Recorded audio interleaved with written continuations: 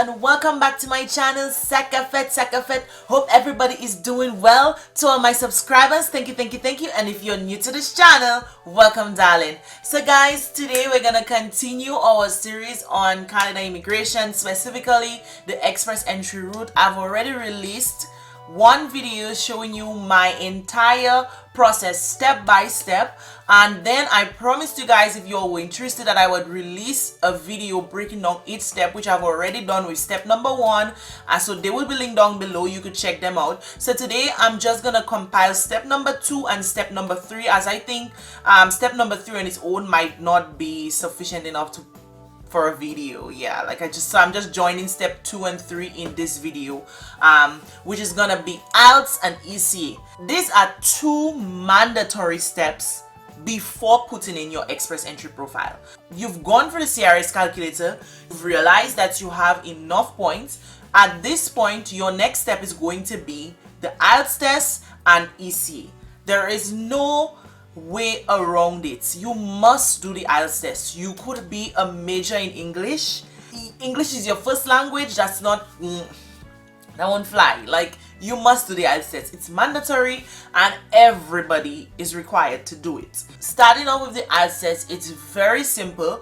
There are specific centers where you must take the Ielts test. In the Caribbean, I know for sure you could take it in Trinidad or Jamaica. I'm not sure if there are more test centers. When I did it, these were the only 2 test centers, so I had to travel to Trinidad to get that done because Jamaica was a bit too far. It's unfortunate that it's not everywhere.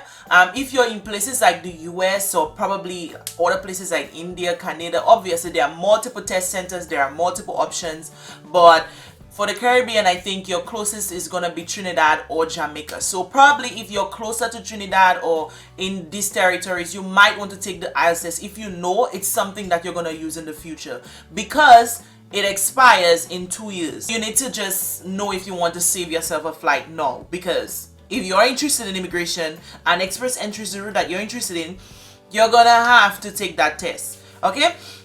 Ielts test is basically an English test, and there is the academic and general. For immigration purposes, you are required to take the general test. Now, the general test is broken down into 4 parts. It took us 2 days to do the Ielts test. Now, I know at times people say, well, if they are the main applicant, they don't feel like their spouse should take the Ielts test.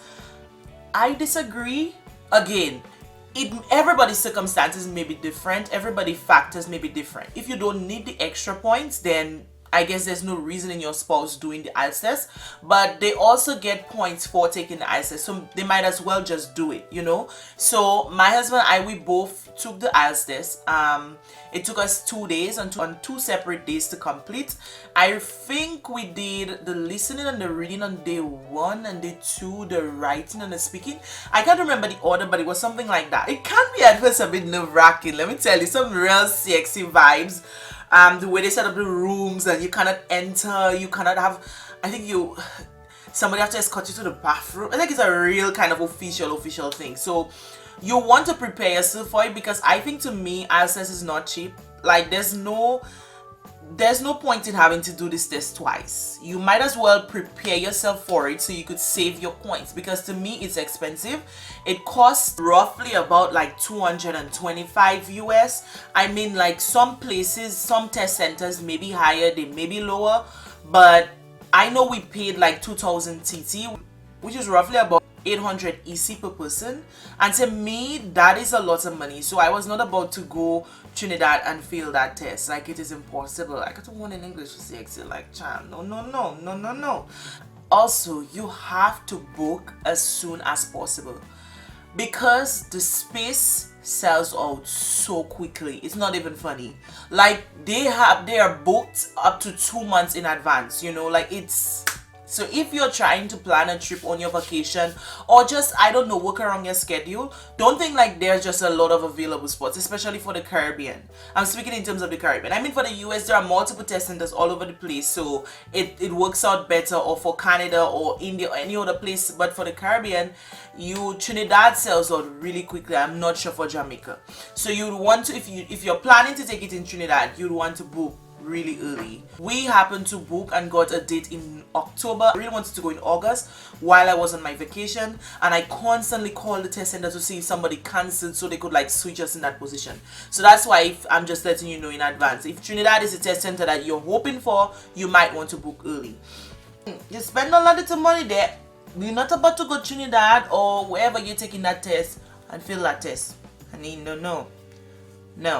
So if English is your first language, you're already at an advantage for this test. The general is just to see if you have a good grasp of the English language. And if English is your first language, then that should not be difficult. You know, I'm hoping it should really not be difficult if you really take English in school seriously. So the test is broken down into 4 sections. Section number 1 is the listening section. Now this section is the same for academic and general. It is 30 minutes long, and then they give you 10 minutes to transfer your answers. In the 30 minutes, there's a recording. So a recording starts and it's like, you will hear a number of different recordings, and you will have to answer questions on what you hear. There will be a time for you to read the instructions and questions, and you will have a chance to check your work. Section 1. You'll hear a telephone conversation between a Children Art Craft Centre agent and a customer. Good afternoon, Holborn Children Art and Craft Centre. May I help you? Oh yes, hello there. I'm interested in the children's handcraft class. and the person is speaking very slow, sometimes in a different accent, sometimes, you know, an American accent or a British accent, you know. So you hear a series of recording and you document answers, like almost like fill in the blanks, sometimes like multiple choice kind of vibes. It could be a conversation between two people.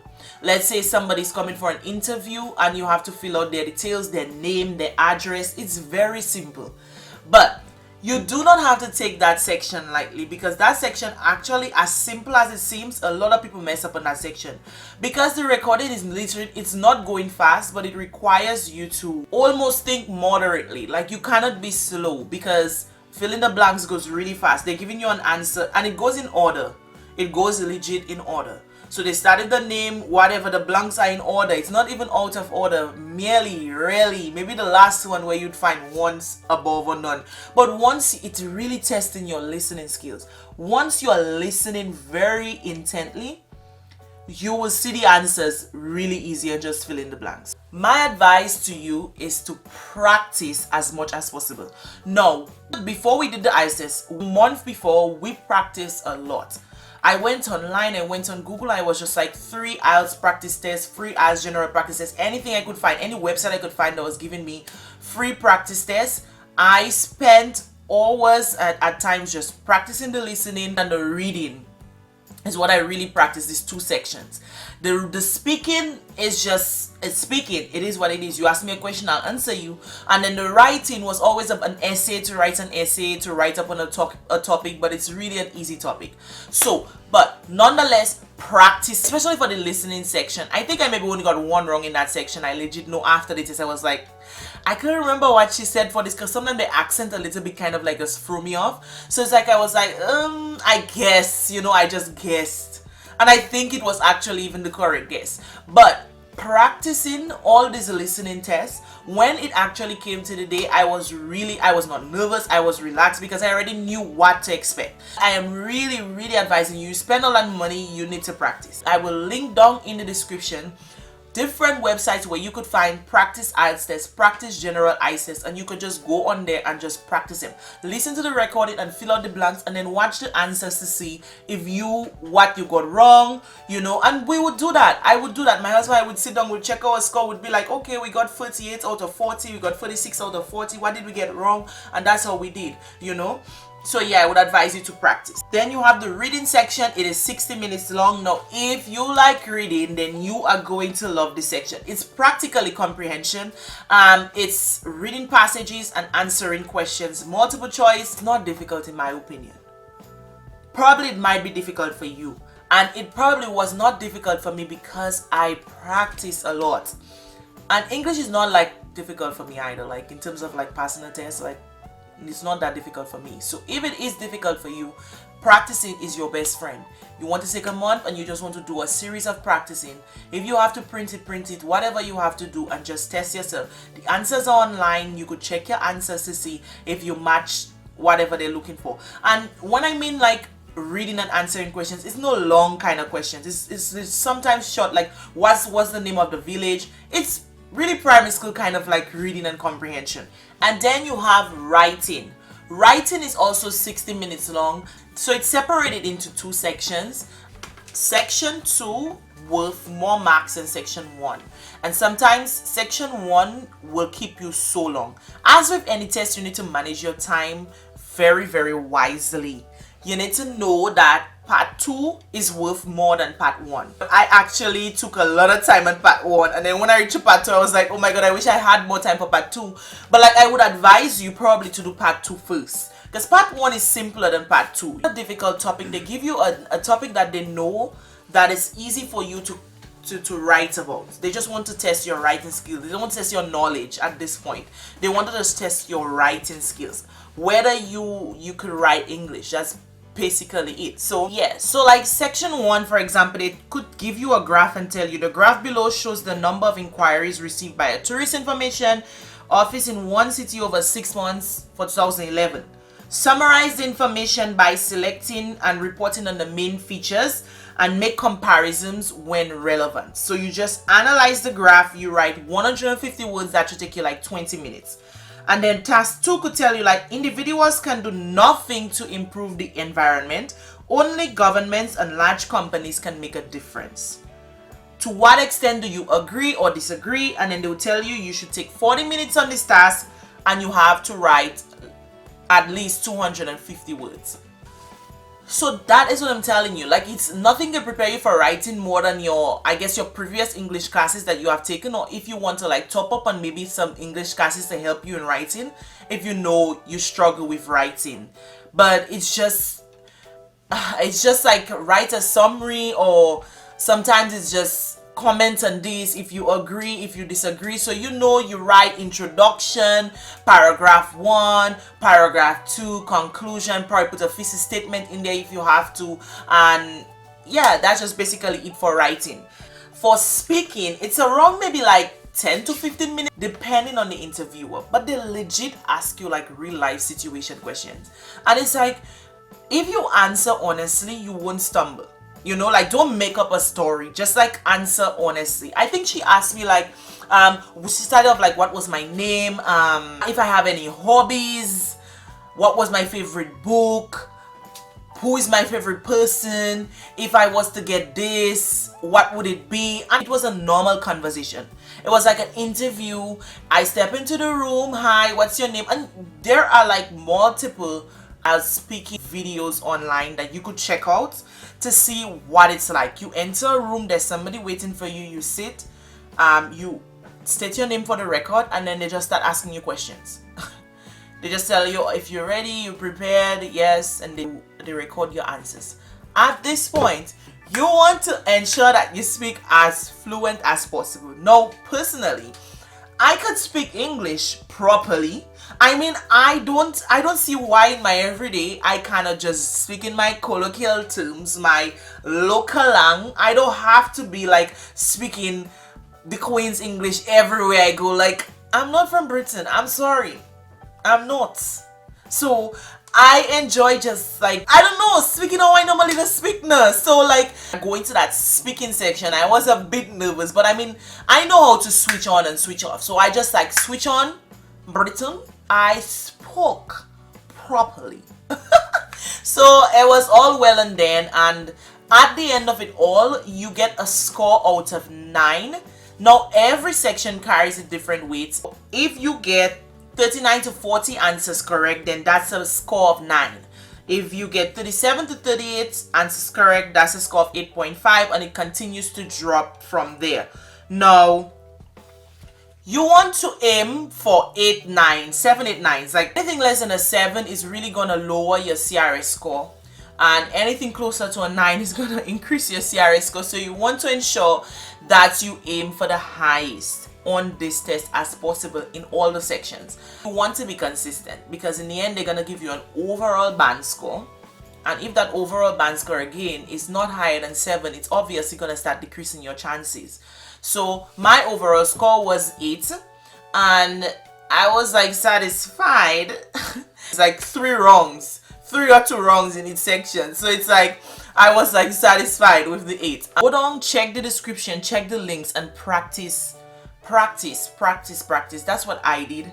And then I booked the test as early as possible, went to sit the test and just nailed it. In about 2 weeks from the date you get your results. I know for Trinidad you have to pay to ship the results to you wherever you are, so you have to pay FedEx or DHL. So that's an extra cost that you need to budget for.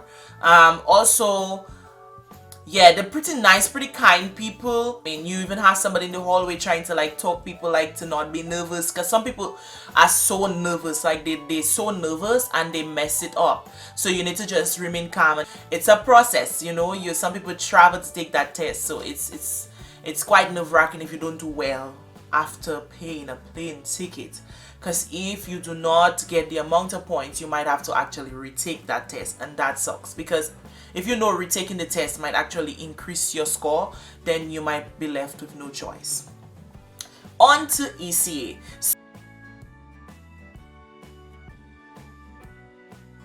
If you have any questions about step number 2 and number 3, which is ECA and Ielts, please hit me up in the comments and ask your questions.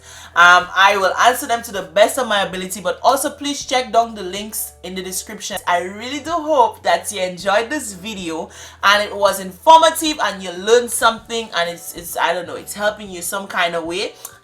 If you're interested in this hairstyle, I would have already released this video. It will be linked down in the description as well. You already know what to do. Go ahead, hit that subscribe button, turn on your post notifications, like, share if you have to. Thank you very much. Catch you on the next one.